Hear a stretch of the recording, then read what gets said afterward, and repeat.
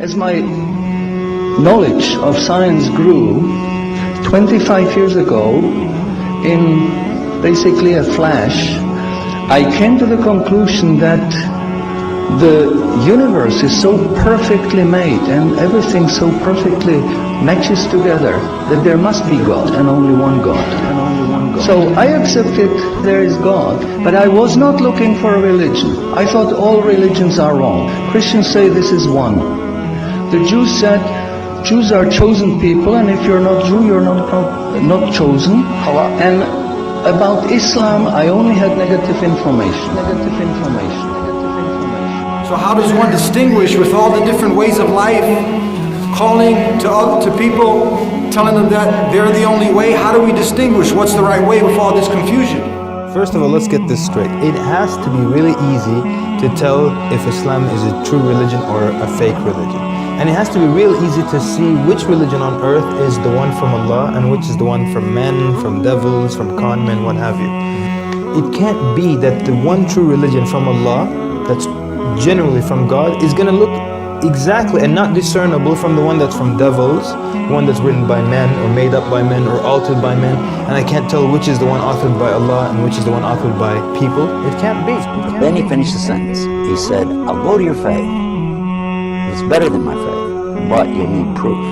And I said, man, religion has never been about proof. It's about faith. That's it.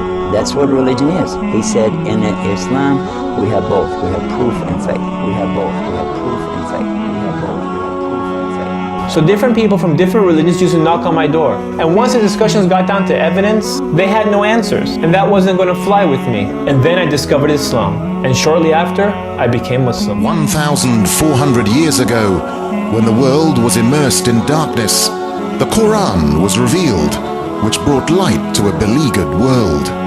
And whereas the earlier books came with many scientific mistakes, due to the hand of man having delved into them, the Quran had none of these contradictions. The world thought there could be no reconciliation between religion and science.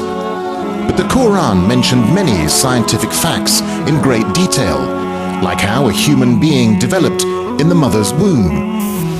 As a medical doctor, particularly attracted to natural sciences and physiology, I must confess that in 1972, when I read the Quran in the original text for the first time, these data concerning man were those which impressed me most. Muhammad could not have known these facts about human development in the 7th century because most of them were not discovered until the 20th century.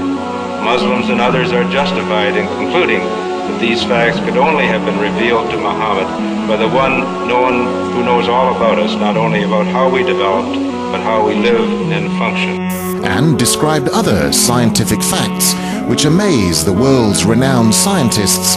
Actually, I'm very much impressed by finding true astronomical facts in Quran.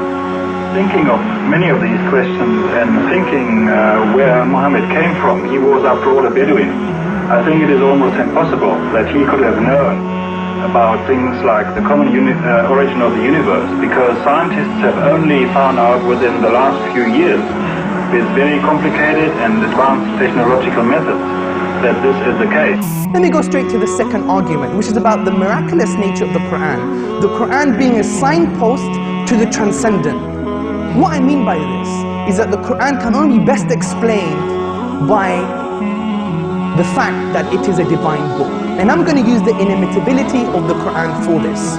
Now, what do I mean by inimitability? What I mean by inimitability is that the Quran cannot be emulated, reproduced, matched or copied with regards to its literary and linguistic features. But since Prophet Muhammad, peace be upon him, is the last messenger that was sent to mankind, isn't it fair that his message, the miracle that came with him and his message be preserved till the end of time? So that humans can still make that judgment call whether this miracle and message is in fact man-made or divine. Man-made or divine. Man-made. And then when I was maybe about 1/3 in Quran, I remember telling my wife, you know, this Muhammad, he must have been a very smart, very intelligent man, because this book is very clear, very logical, very easy to follow, and there are no contradictions. No contradictions. But then as I read later, I suddenly saw a scientific fact which I knew was only discovered in the 20th century. So immediately I saw that Muhammad is not the author of the Quran. That Muhammad is a messenger sent by God to give the Quran to mankind. Muhammad is a messenger sent by God to give the Quran to mankind.